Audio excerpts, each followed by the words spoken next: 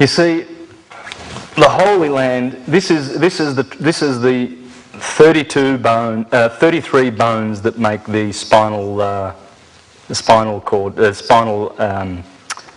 column. Okay, and it's always divided into 5 parts. Now, in the Bible,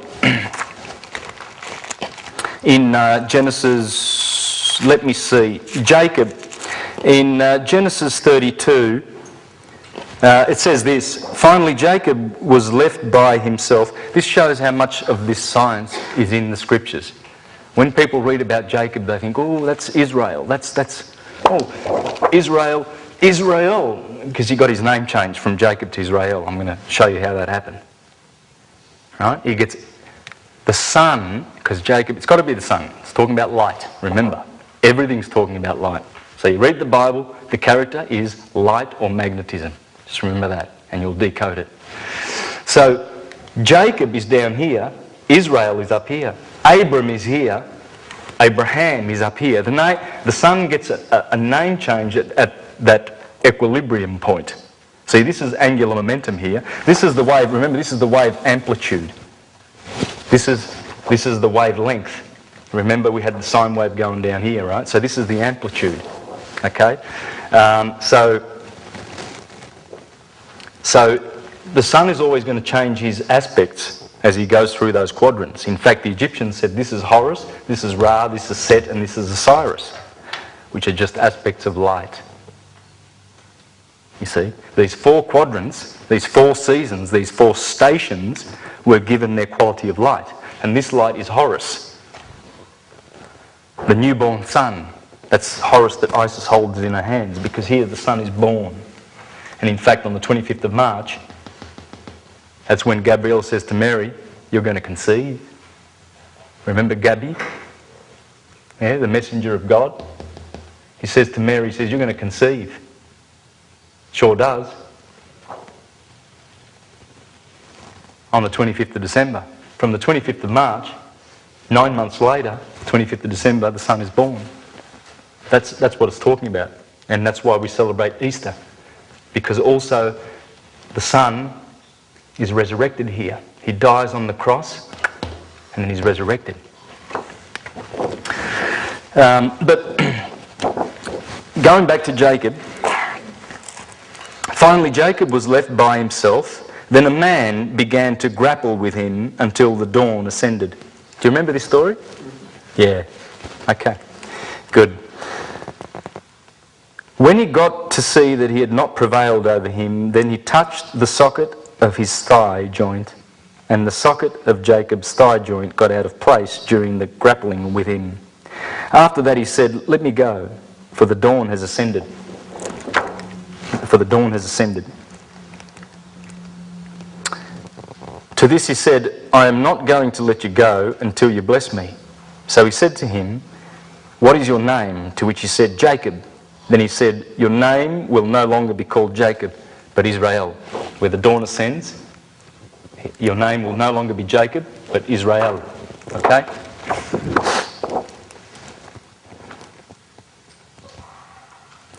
For you have contended with God and with men, so that you have at last prevailed. Here the Son is contending with enemies. Is contending with God, with these angels. Remember the bad angels of Saturn. And then this is all about the Son contending. He's struggling to bring back the lighter. Remember the plus over here? The spring? He's struggling to pass over. He's struggling to grow his rays so that he can be longer days, shorter nights. Because here is longer nights, shorter days. So this is the struggle period where Jacob struggles with an angel and then he succeeds. Okay? Now it gets better. Hang on to your seats. This gets really, really good. Because you have prevailed. In turn, Jacob inquired and said, tell me, please, your name. However, he said, why is it that you inquire for my name? With that he blessed him there. Hence Jacob called the name of that place Peniel. Sound familiar? Pineal? Hang on. So he called the place, remember, and because to quote him, I have seen God's face, I have seen God face to face, and yet my soul was delivered. And then it goes on to talk about he sees a ladder, and angels going up and down the ladder, and he was sleeping on a stone. Remember that the stone of Scone? Queen Elizabeth claims to be coronated on the stone of Scone. That's Jacob's stone, where he had this dream. Right? Remember the Union Jack flag? And the blue and red that's on there? This is all Israelite and Freemasonry symbolism. Okay? So this is the ladder, the stairway to heaven, the 33 degrees of Freemasonry. This is how you get up to heaven. Heaven's up here. The pineal gland is at the top, where Taurus is, where I showed you that Taurus has the Pleiades in it, and the Pleiades corresponds to the pineal gland. That's the pineal that he's talking about, where Orion is and Taurus, up here, the two hemispheres of the left and right brain. And he said that he saw God face to face. This is where you see. This is the third eye. This just sees a very thin slither of reality. Very, very thin. This one sees the lot. You see God face to face. And where was the stone that he laid his head on? Would that be the sacrum? What does sacrum mean? Does that mean sacred? Oh yes, it does. See this? The sacrum is five of these spinal bones fused together. It's a stone. It's the stone of Scone. This is where Jacob lays his head, and then he sees the angels climbing up the ladder, and he sees God face to face and calls it the place where he saw God, Peniel. This is the brain, and these are the 12 nerves of the brain, the 12 cranial nerves, and there are their names. Okay? Optic, olfactory, facial, etc. These are the 12 disciples that Jesus sends down into the circuit of Galilee to preach to the Gentiles. Remember the Gentiles that you're supposed to kill, those Perizzites and Jebusites? That's your lower nature. Light has a lower nature. That's what we call evil. And that's down there. This is hell. The heart is the middle earth. And then this is the heaven. You see? You go up into the heaven. The right brain, remember that one? The intuitive? Well, there's the two hemispheres of the brain. See that? That's the corpus callosum. That's the Red Sea. To get from the children of Israel to get to the Holy Land must cross the corpus callosum. You must cross from the left brain into the right brain to get back to the Garden of Eden or the Holy Land. And guess where it is? Here. There it is in the head. The head is here.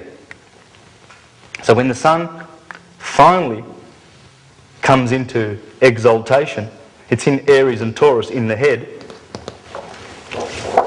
And what has happened is we have a chance of passing into the Holy Land. It's in the head.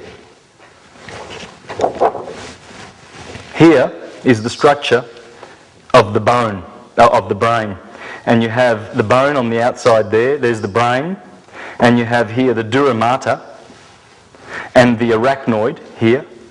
That's like arachnoid means, spider web, right? So there's a web separating the dura mater from the pia mater. The pia mater, that's the holy of holies, and the arachnoid that separates it from the dura mater, which is the outer courtyard of the Gentiles, is always separated by a curtain. This is the temple of God. The Holy of Holies is the Pia Mater. And please get into Bill Donahue at hiddenmeanings.com. He goes right into this. He goes right into all the stuff that's going on in the body. For instance, Ammon's horn. Ammon's horn is in the brain. You see? Ammon, would that be the hidden Ammon? Yeah, it's in the brain. That's Jesus. In Jesus' name, Ammon. The hippocampus. The hippocampus is in the brain, isn't it? What does hippo mean? It means horse. Jesus is always coming into the Jerusalem, the holy city, on a white horse. That's the hippocampus. Fornax. In here, there's the fornix, right?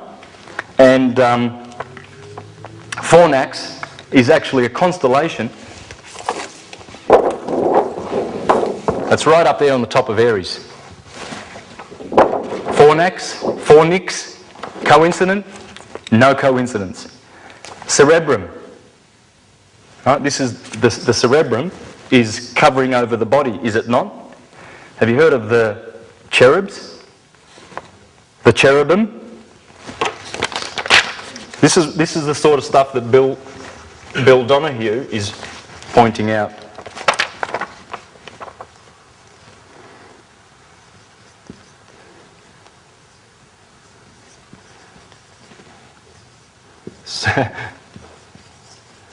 Cerebrum. Covering. The covering angels. It's covering over. That's what cherubs, that's what it means. Well, that's what the cerebrum is. There are the cherubs. It's all up here. Mary Magdalene, have you heard of the amygdala in the limbic system? The amygdala.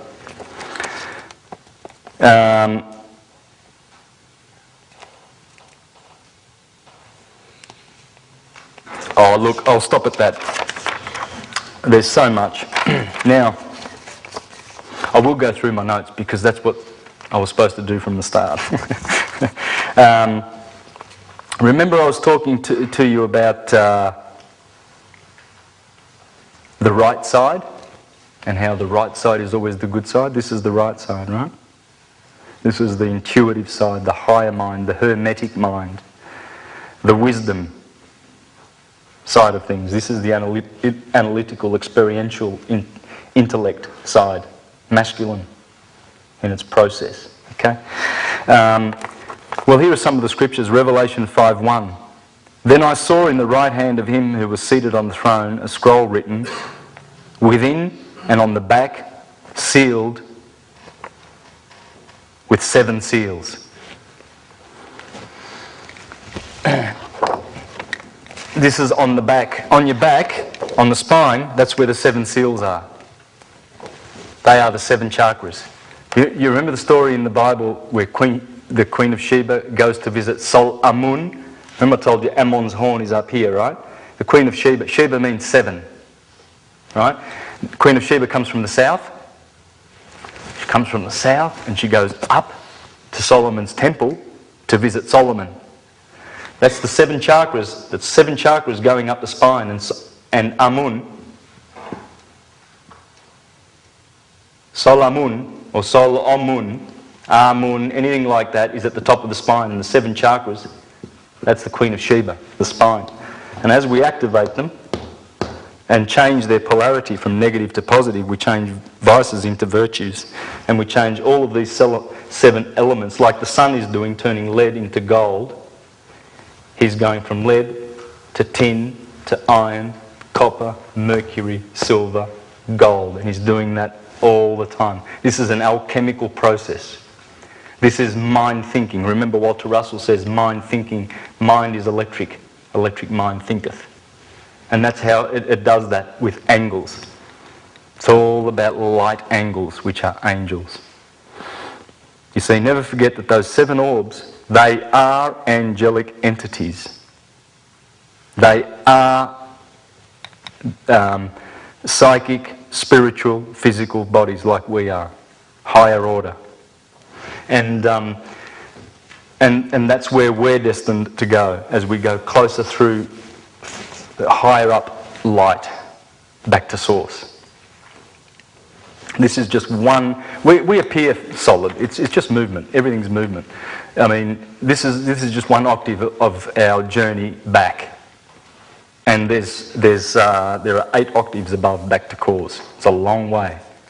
Our sun is 8 degrees removed from cause, which means there are suns bigger and more ethereal that go back to the central sun of the universe.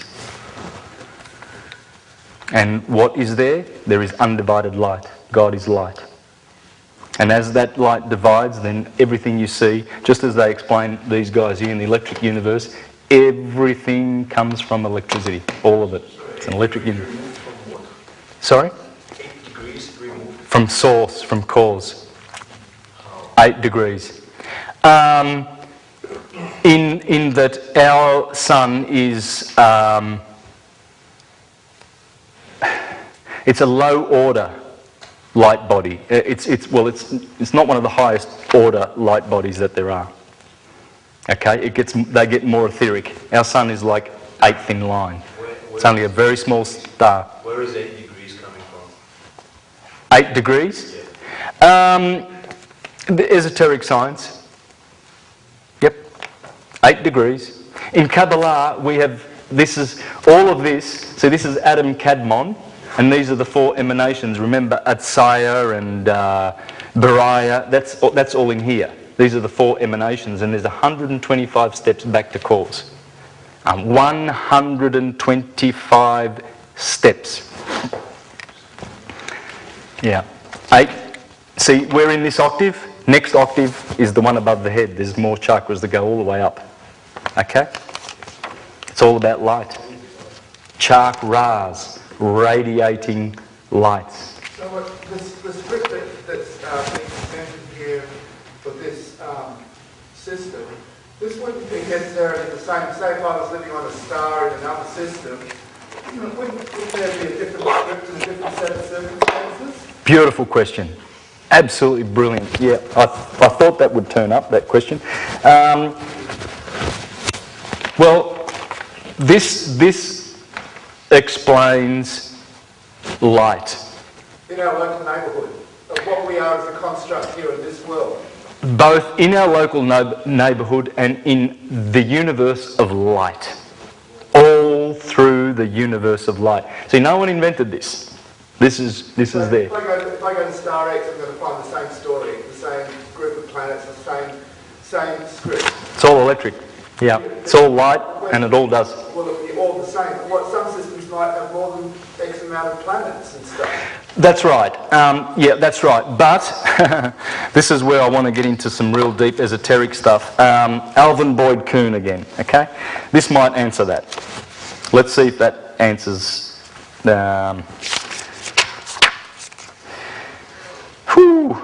It's a big, big subject.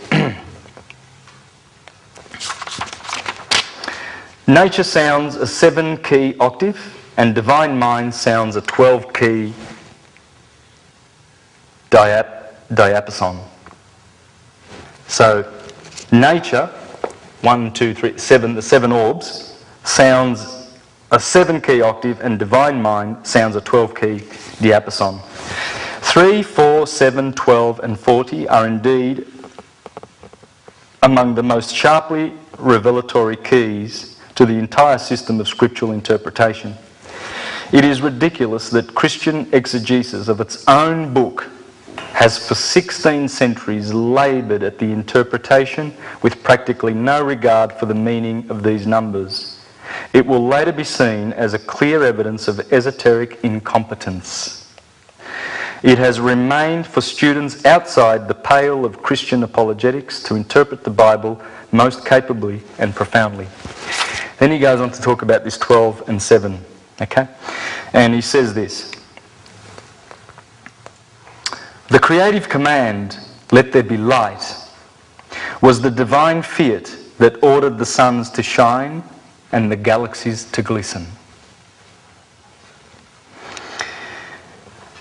And light in the physical area was the perfect analogue and symbol of light, of the light of intelligence.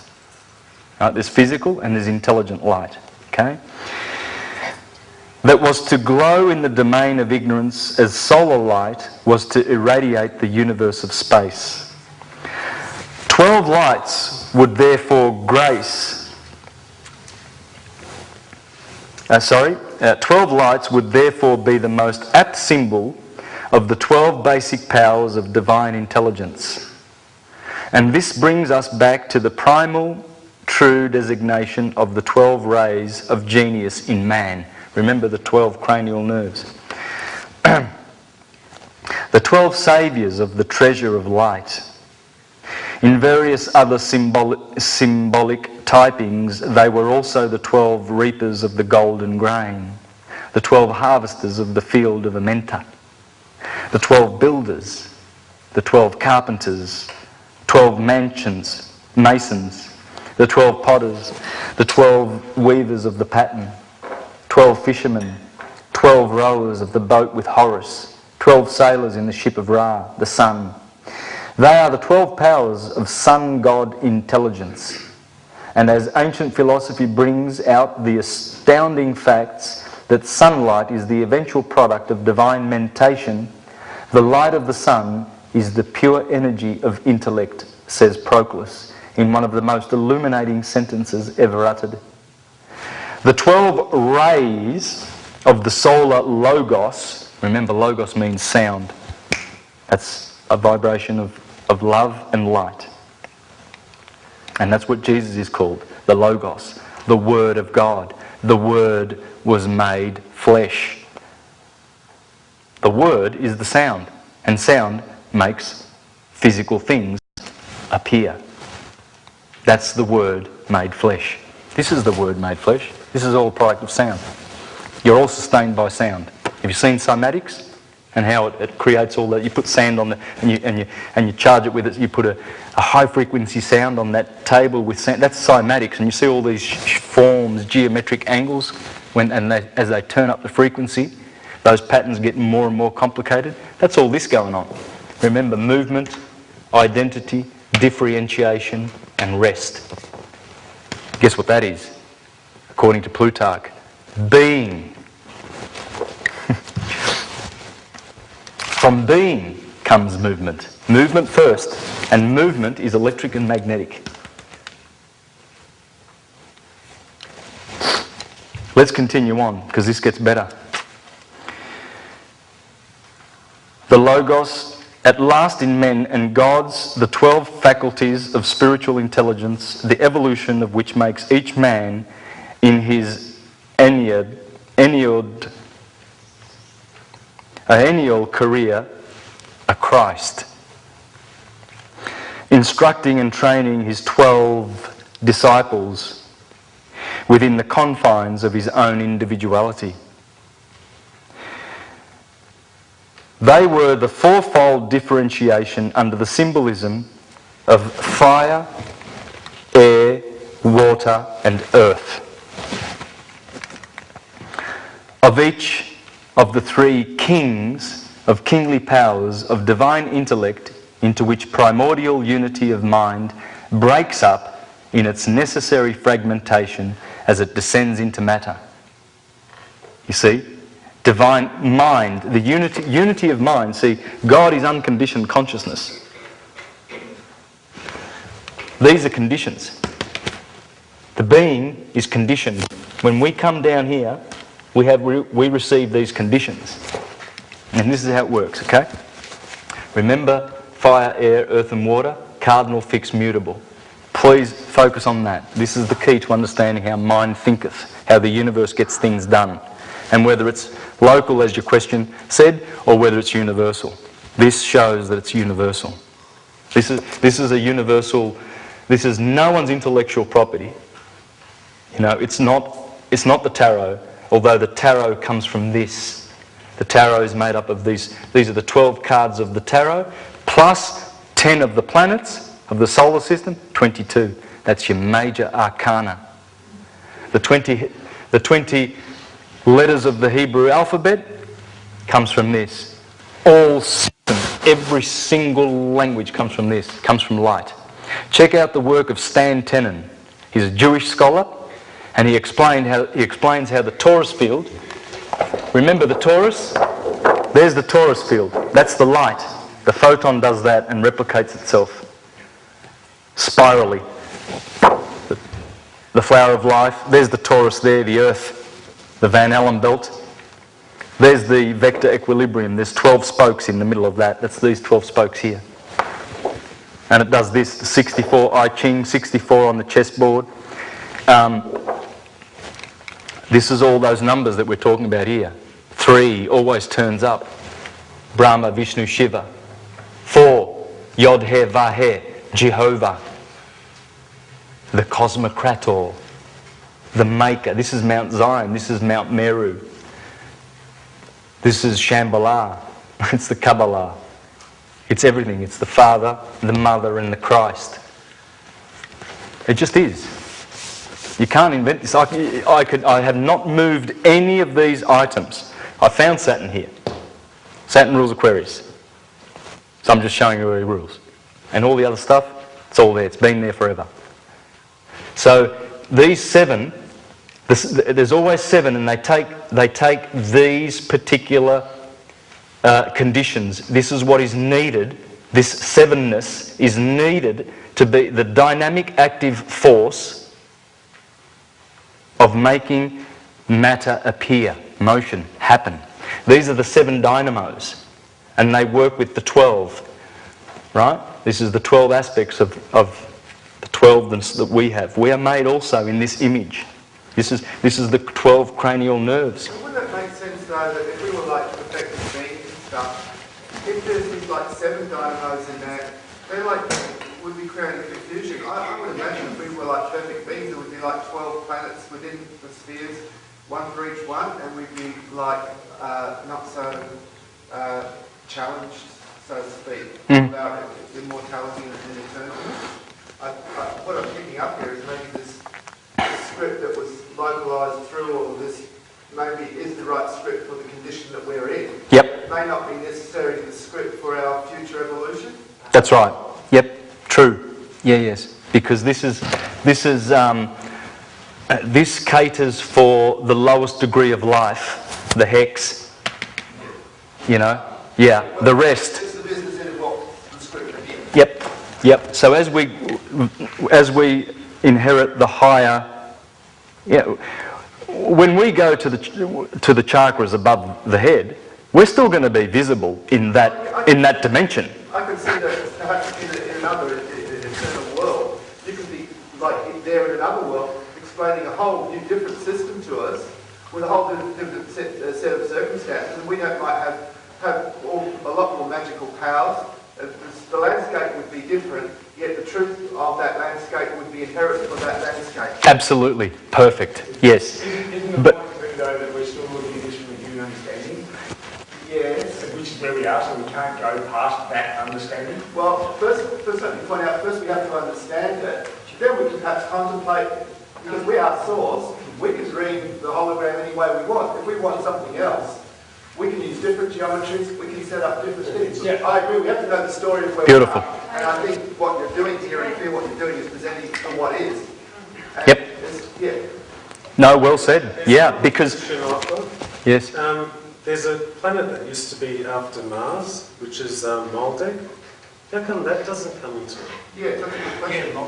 Yeah, well, see, again, Marduk was between Jupiter and Mars, yeah? Now it's we call that the asteroid belt. Is that right? Yep. Yeah, okay. The Kuiper belt is, of course, way out past Pluto, and the Van Allen belt is, of course, surrounding the Earth. Okay? Now, yeah, because I had to correct that in one video, it's wrong, and I've corrected it in the YouTube comments. Because, yes, that was a planet, it was a watery planet. You see, there's no doubt that this planet was this solar system was configured differently over the past. What I'm going to show you soon is mind-boggling about the 15 million year history of this book. Okay, I'll prove it very simply.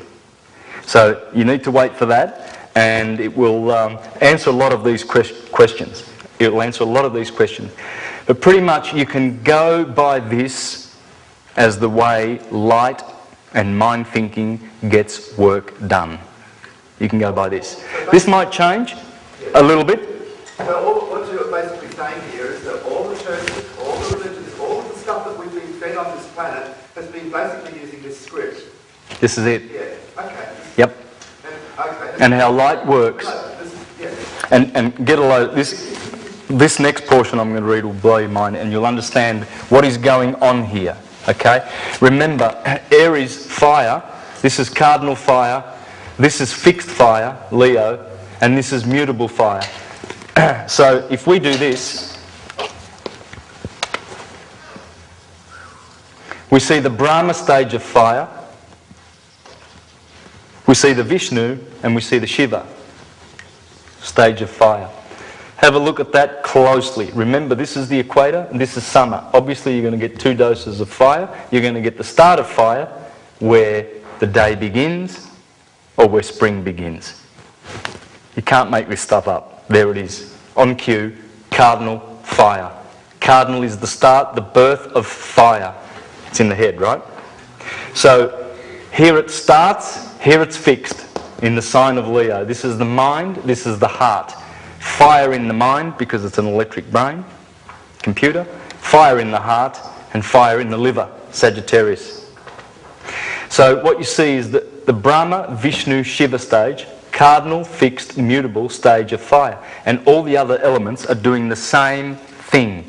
And if you study them properly, I won't go into it now, I've done it in other presentations, you will see how it works and it harmonises with the cold aspect, the hot and the cold aspect, the positive and the negative. It's all perfect. It's perfect as it is. Here's what he says.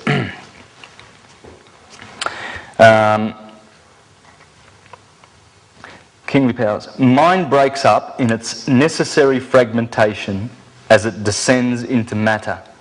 How does mind break up as it descends into matter? Mind thinking.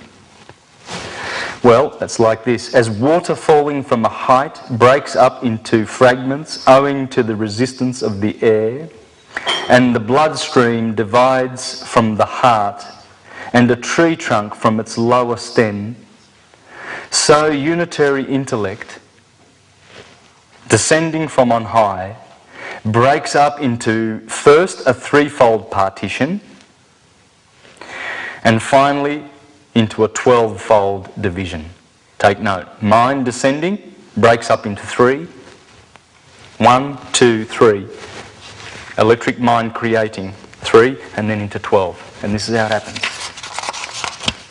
And remember Paracelsus, what he said about light, that it has the virtue of physically healing the body, spiritually healing the mystical part of our nature, the psychic nature, and the sensual nature, the physical, the emotional nature, the water. Now that's 400 years before Sigmund Freud, before Carl Jung gave us this. You know, said that fire is intuition, earth is sensual, air is, well, let's go to here, shall we?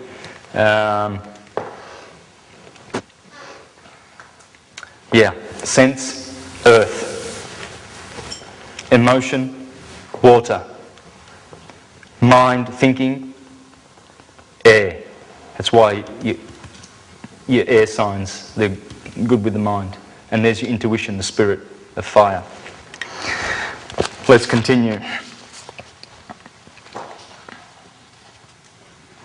In reduction to simplest form, all this means that as in physical matter and its manifestation on earth, there are 4 basic differentiations of expression. As fire, air, water and earth, so in mind there are 4 analogue sub-differentiations. Again, in soul, the same 4, and again in spirit, the same 4.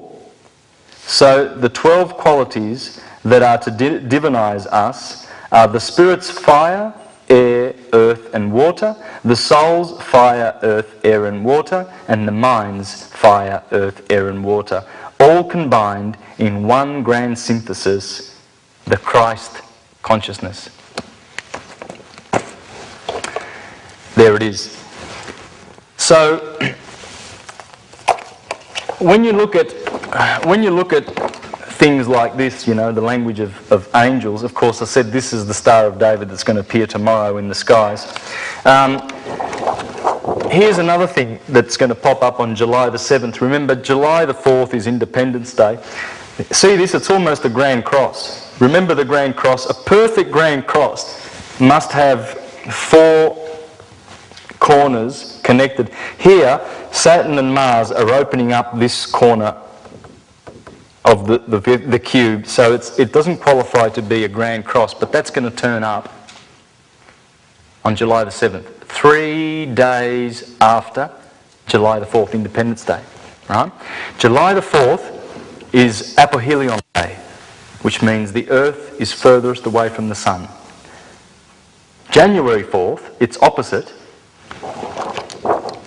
July the 4th is around, there's 21st of June. July the 4th is over here. January the 4th is over here. That's perihelion, that's apohelion. This is when July the 4th happens, right?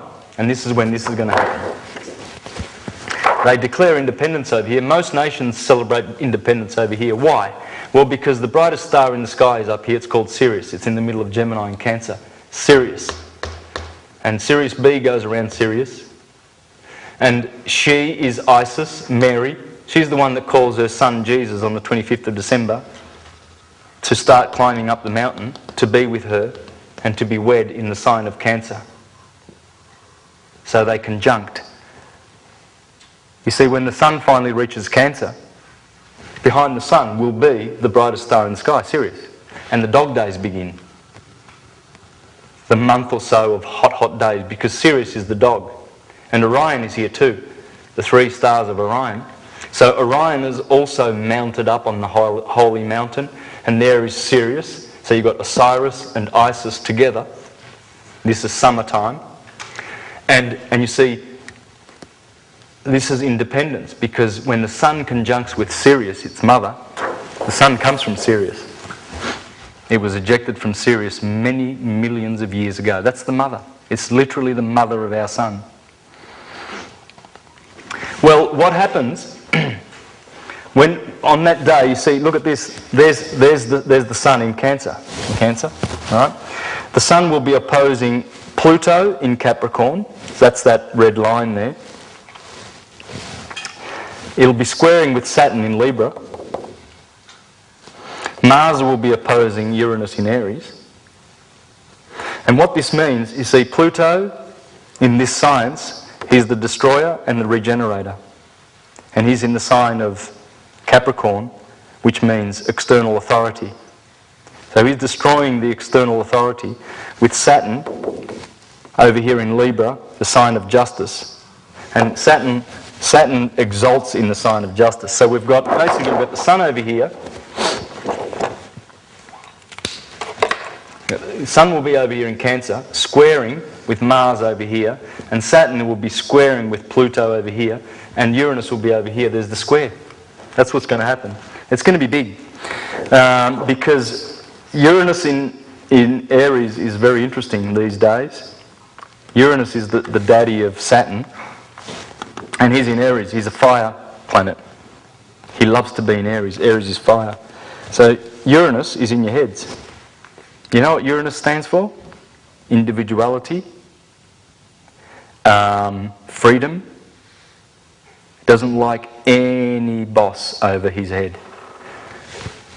So this, with fiery Mars on that particular day, this is big action for July the 7th. I won't go into it because I've done it on radio shows. I've done it on, there's heaps of stuff that's on YouTube that explains all that. I just want to point to you to show you that we're speaking the language of angels here. The language of angles. Sacred geometry. It's all sacred geometry. This is how we manifest. This is who we are. Thomas H. Burgoyne again. By the way, astrology, the light of Egypt. Astrology in its purity, though forming a system of divination, is totally unconnected with either fortune-telling or sensitive, irresponsible mediumship. It is a divine science of correspondence, as above, so below. Don't be misled. This is science. This is clairvoyance. It's not mediumship. It is a divine science of correspondences, in the study and application of which the intellect and intuition. Remember, we mentioned that at the start?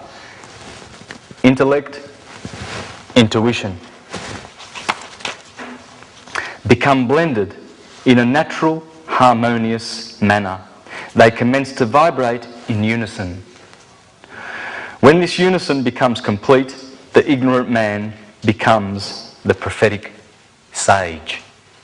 Remember the Gospel of Thomas, make the two one and bring them in the middle. That's what the Hermetic philosophy is all about. It's about balancing this. It's not about believing in the separation. Do not be deluded. Even though it's dualistic in its motion, the universe, it's a oneness. Cause is one.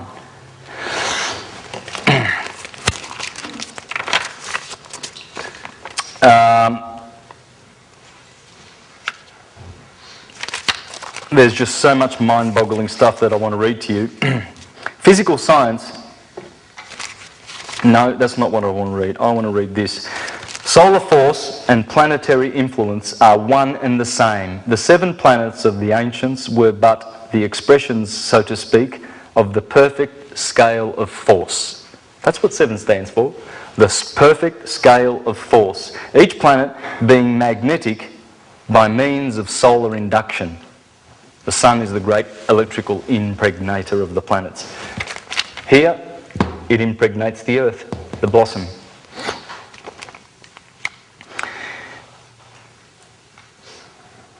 Reflected and still reflects one of the great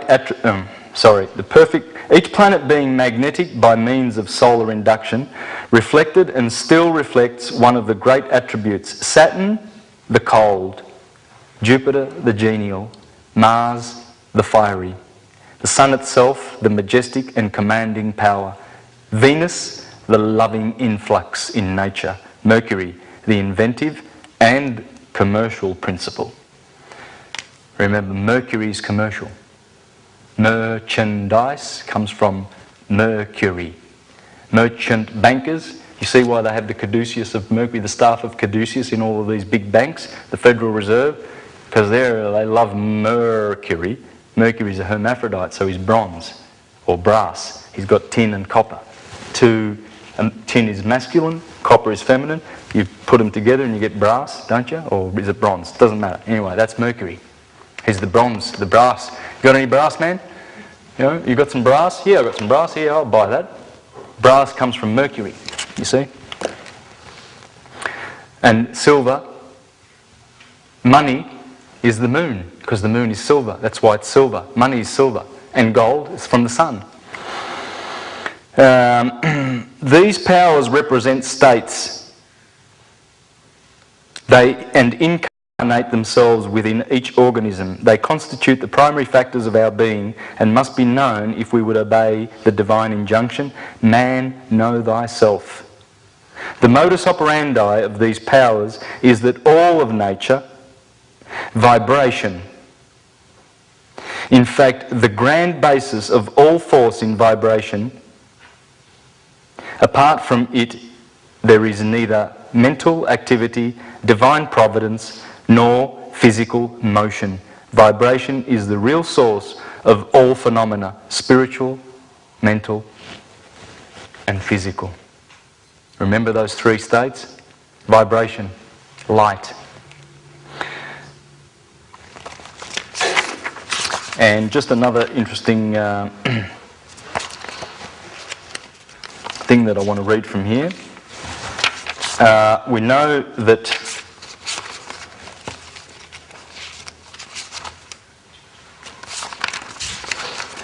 there are 22 characters or letters in the alphabet, exactly the same number as in the Hebrew, which was based upon similar principles. These are the Sun, Moon, Neptune, Uranus, Saturn, Jupiter, Mars, Venus, and the planet Mercury. These constitute the vowels and the diphthongs. Then come the consonants: Aries, Taurus, Gemini, Cancer, Leo, Virgo, Libra, Scorpio, Sagittarius, Capricorn, Aquarius and Pisces. Known as the signs of the zodiac. And lastly, the Earth. And guess what the symbol is? He's got the symbol for the Earth here. Guess what it is? That's the earth. Remember, the sun is this. Okay? That's the earth. Which is a mere cipher, like the 22nd letter of Hebrew. In fact, from a symbolical point of view, there is a wonderful affinity between the basic constitution of the two. To commence with the most important orb, the sun stands forth as the eternal, the central force of all. He rules the vital springs of life in man and the love in woman. He rules the heart. That's the heart, Leo. And if he is afflicted by Saturn or Mars or Uranus at birth, the life force or physical vitality will suffer in proportion. His vibrations are electrical, hot, commanding, penetrating and aspiring. In the fiery signs, he is the most powerful, next in the airy, then the earthy, and lastly in the watery. So the sun is most powerful in the fiery signs, next in the air signs, next in the earth signs, and least powerful in the watery signs. The moon is next in importance. She appears in power as the handmaid and bride of the sun, and reigns as the minister of the solar bounty, etc., etc. I can read on. I was going to talk about, I'm just going to go through some quick notes and wrap things up, guys. What's the time? 11. Yeah, okay, 15 minutes. Is that fine? Is that the idea, or is it too late already? I've got 13 minutes of tape left on this. All right, well, look, let me just try. I want to read from Alan Watts. You guys familiar with Alan Watts? Great philosopher? Right now. Yeah, get into Alan Watts. You'll learn a lot about meditation and getting into this part. Okay? He explains it. This is what he says. The video on YouTube. What are you? We think we are something in this body, the ego. Focus of conscious attention. The ego is the focus of conscious attention, the radar on the ship, the troubleshooter. You know, the radar on the ship looking for icebergs, right? Conscious attention is a designed function of the brain to scan the environment. If you identify yourself with your troubleshooter, then naturally you define yourself as living in a perpetual state of anxiety. The moment we cease to identify with our ego and become aware that we are the whole organism, we realise how harmonious things are. There is no difference between the physical and the spiritual. These are out-of-date categories. It's all process. It isn't stuff on the one hand and form on the other. It is pattern. Life is pattern. It is a dance of energy. So, I will never invoke spooky knowledge. That is to say that I have had a private revelation or I have sensory vibrations going on a plane which you don't have. Everything is standing right out in the open. So I'm not coming to you telling you, hey man, I've got some people in high places that are whispering, teaching me all this stuff. I've got a guru, I've got something special. Nope. There it is. It's out in the open, guys. This is our knowledge. And it's coming back. This has been persecuted for too long. This is the knowledge of how mind thinks.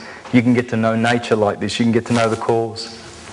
There's only one way to know the cause. That's to study how the effect. You see, Walter Russell criticises the Newtonian science because it's all about effects. Science out there, remember his wife, what she said in the introduction? She says it's all about studying effects. Got no idea about the why or the how and the cause. The cause is simple. That's how it works.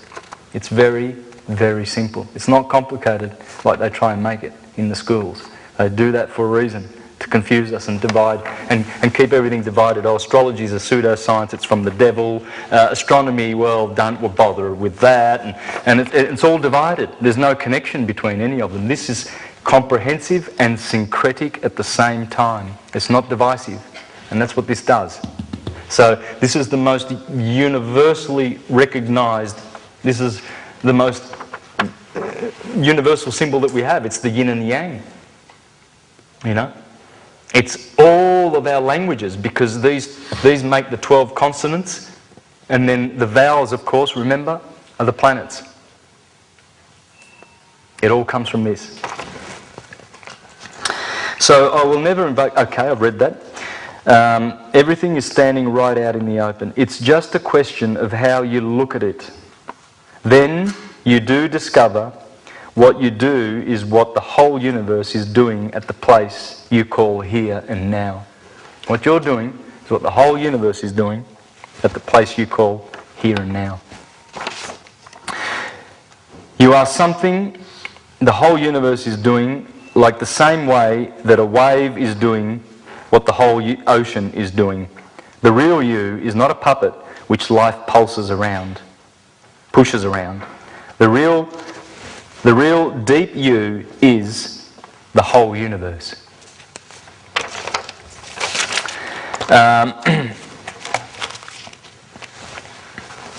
Just please let me see if there's any other interesting points that I just want to bring out, and I'll just shoot some quick questions if I can. If you've got any questions that have to be asked, please fire away.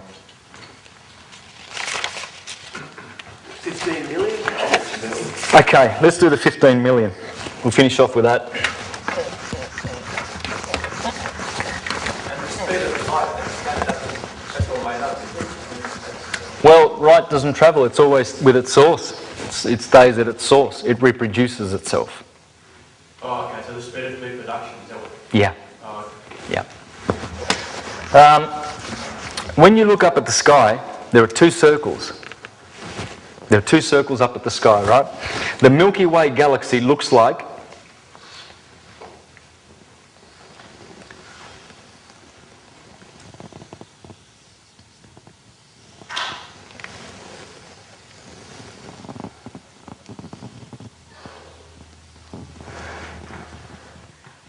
there's a happy little serpent eating its tail. In fact, that's what it looks like. You can check out any image from any telescope and look at the Milky Way galaxy, and this is the portion here. Sagittarius is here, and Scorpio is here at this crossing. Now this is the Milky Way galaxy, and you'll see it as it goes around. It always goes around, right? You can always see the Milky Way galaxy. And if you watch it, you'll see it's a serpent eating its own tail, and you can see this happening right here. In fact, when you see the Milky Way galaxy like that, Scorpio rises like this. And Sagittarius is here, and the arrow is pointing to this area here where the serpent is eating its own tail. The arrow and this tail are pointing to this line. Now, this is crossed by another circle called the ecliptic. This is the galactic plane, and it's crossed by another circle. Let me just take that off. It's getting a bit messy here, isn't it? I can. It's very hard to clean this because it's moving. But let me do that again. That's like this, the Milky Way galaxy, okay? And you've got the serpent eating its tail here. Then there's exactly another circle doing that, intersecting. So here we've got, let's put the serpent eating its tail here.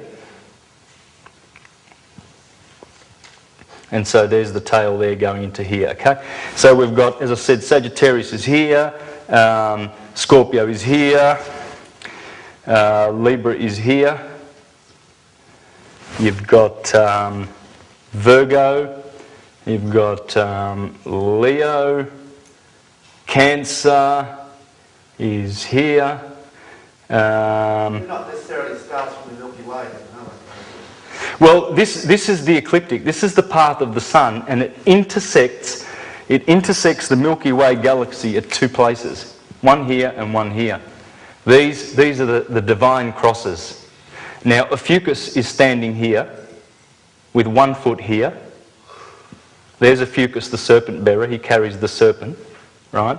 And over here we have Orion in Taurus. There's Gemini, and here's Taurus. Here, and Orion is right here. Orion is actually, he's reaching out with his hand. There's the 7 stars of Orion. He's reaching out to, and he's got the red star in his shoulder, Betelgeuse. He's reaching out to grab the crossing where the Milky Way galactic equator crosses the ecliptic at 60 degrees. Right, and there's Gemini. Castor, one of the twins, he's standing with 1 foot on that crossing. And Orion is reaching out for that foot, because this is a very, very special fulcrum. These are 2 fulcrums of the system. Try and find these. If you go out tonight for March and April and May, look to the west, you'll see Orion setting head first. When you spot Orion head first, look to the east and you'll see Scorpio coming up. Orion setting and Scorpio coming up. So what you see is that the galactic plane is crossed at two sections. And Ophiuchus is standing at one section, and Orion is at the top of the other section between Gemini. Remember, Gemini is here and Taurus is here. So Orion is, the Milky Way galactic plane is intersecting here and at the bottom of the torso. You see, because remember, Sagittarius is the upper thighs, and then Capricorn is the knees, and then what have we got? Aquarius is the shins, and then this should go all the way around here. Pisces is Pisces, and then what have we got? Aries, yeah? Aries, okay. Aries is here. So all of this section here, that's basically the legs. Then from Ophiuchus, where Scorpio is, the bottom of the spine. See, Ophiuchus, the serpent bearer, is right at the generative area, at the bottom of the spine. So he's got to climb up the spine to get to his brother Orion, which is here, the Lamb of God. Now, what's going on is this. The Earth is at an axis of 23.5 degrees. The axis of the Earth is forever migrating around, and it takes 500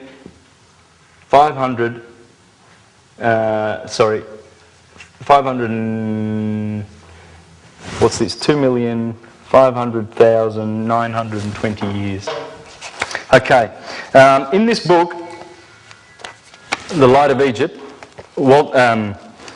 Thomas Burgoyne explains that the axis of the Earth is continually going all the way around. Now, precession, the figure for precession is 25,920 years, right?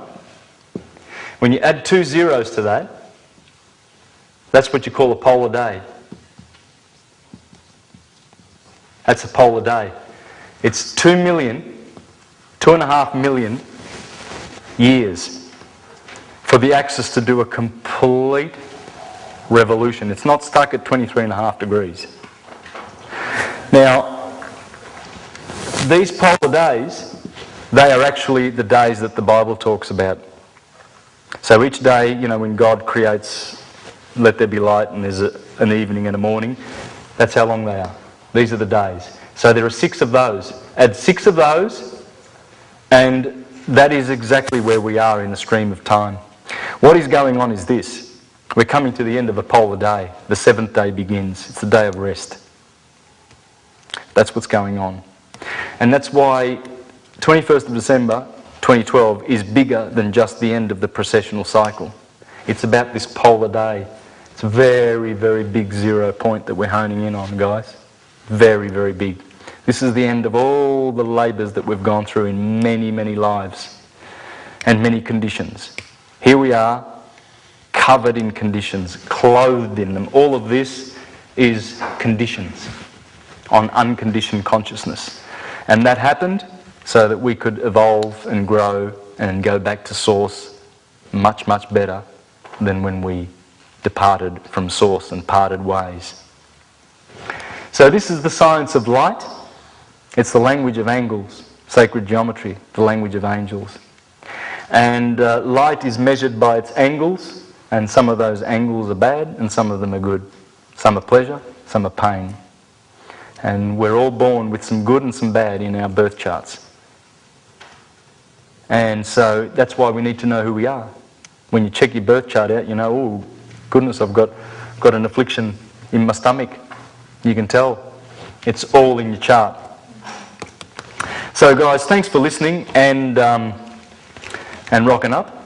That's the subject of light. And as you can see in the mythologies, it's hiding there in all the characters. Whether you go to the Eastern books or the Western books, the Hindu, the Hermetic, it's all the same science. It's about light. And light manifests as truth, sound, the Logos, the Word. The Word was made flesh. Flesh is everything that you see. Thank you.